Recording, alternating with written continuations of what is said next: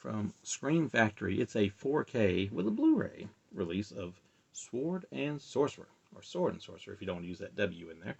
This is a sword and sorcery film from the early 80s. What year is this? I think it's 1982 to be exact. And you have that old boy right there in the middle, deciding he wants to take over the kingdom.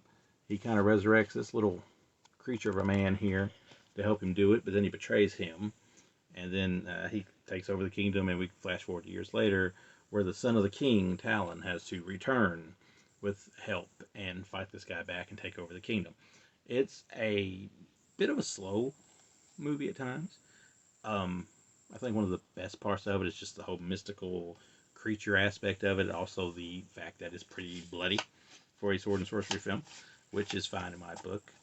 Better sword and sorcery films out there are the bloody ones, which is why I prefer stuff like Lucio Fulci's Conquest. And it definitely is just like, it's a movie you want to watch late at night. Pretty much. I feel like the mood is dark. If it's raining, even better.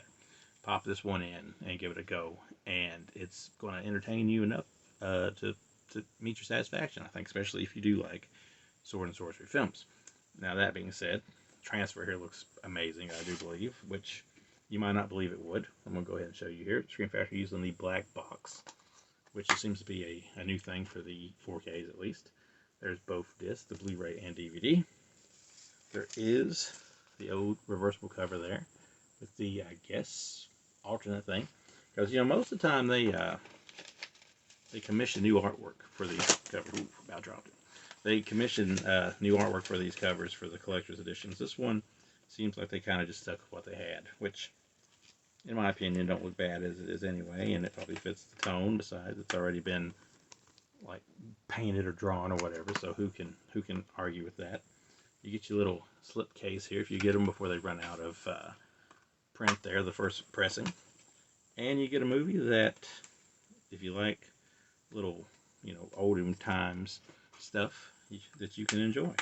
The special features on this one comes with the 2001 4K scan from the original negative, with a new audio commentary from the director. The second disc features the new scan, the new audio commentary, new interviews, and trailers from Hell's Marshall Harvey on the Sword and Sorcerer, theatrical trailer, and TV spots. So, if you want to read that for yourself, there is a lot of stuff to enjoy about Sword and Sorcerer. I believe one of the main things would be how great it does look in 4K on a 4K television.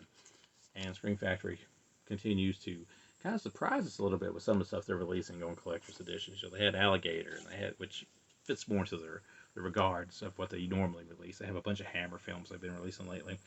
This one, more along the line of, like, was it Deathstalker or whatever, which I wish we had something like this for that, which all we have is the limited edition Blu-ray of that. But nonetheless, that's that, and this is this, and this is pretty good. 3.5 out of 5. I'd say a near flawless, perfect transfer.